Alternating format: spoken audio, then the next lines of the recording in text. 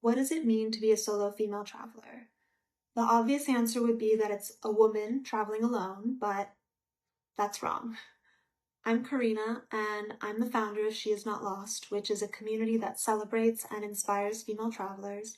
But beyond that, it's a celebration of any woman who wants to get out of her comfort zone, or wants to try new things, or wants to learn something new, or wants to visit and explore new places. If this sounds like you can also check out my other videos where I talk about all sorts of stuff that I've learned to do as an adult.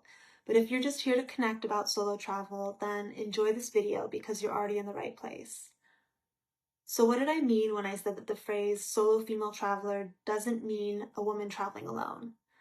For me, the definition of a solo female traveler is a woman that's making her own decisions about how, when, and why she travels. She isn't waiting for anyone else to make it happen. She can be alone, or she could be with friends. She could be with a partner. She could be with a group. She could be traveling with her dog. But above all else, she is the reason why the trip is happening. Now, when it comes to finding community or inspiration about being a solo female traveler, I want to remind you that you don't have to be an influencer or a content creator. You don't have to quit your job so that you can travel full time, and you don't need to monetize it. You can be a solo female traveler in any way that fits into your life. And by all means, do these things if it's your dream, but if that's not your dream, then just travel in a way that makes sense for you. I always think that it's about finding balance. As much as I love traveling and discovering new places, I also love being at home and having a routine. I took my first solo trip almost exactly 10 years ago in 2015, and since have traveled through 57 countries, and I've even moved abroad alone. And when it comes to the traveling that I've done, maybe I wasn't always alone all the time, but I consider myself a solo female traveler because those trips wouldn't have happened if I didn't insist, or if I didn't say yes to the opportunity.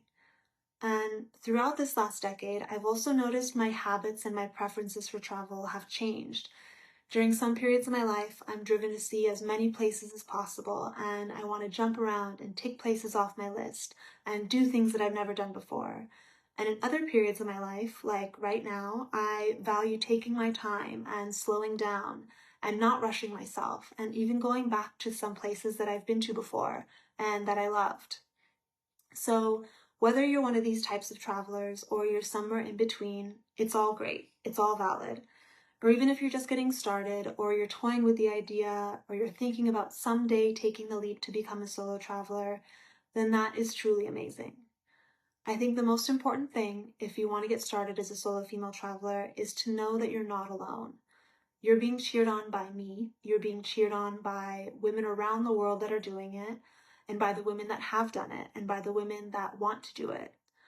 I've always thought that visualization is the most important tool when it comes to making your dreams a reality. And that's exactly why I started She Is Not Lost, the Instagram page, in the first place. I was collecting and saving beautiful images of female travelers in the places that I dreamed of visiting one day. And the more time that I would spend looking at and being inspired by these photos, the more I would see myself in them. And once that seed is planted, it all feels possible. So I wanted to share this message and this idea that it can be you too.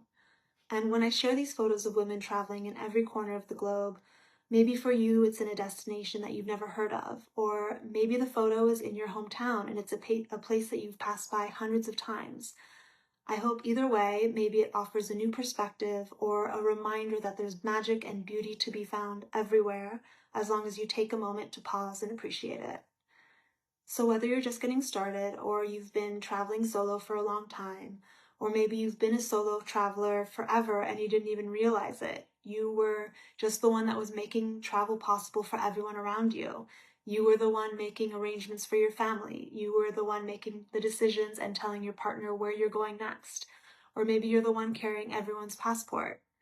We can all fit into this definition of what it really means to be a solo female traveler. I love sharing my experiences about travel and learning new things, and I believe that it's never too late to get started doing anything that you're interested in. So feel free to check out my other videos and subscribe if you're into it, and most importantly, have fun out there, and I'll see you next time.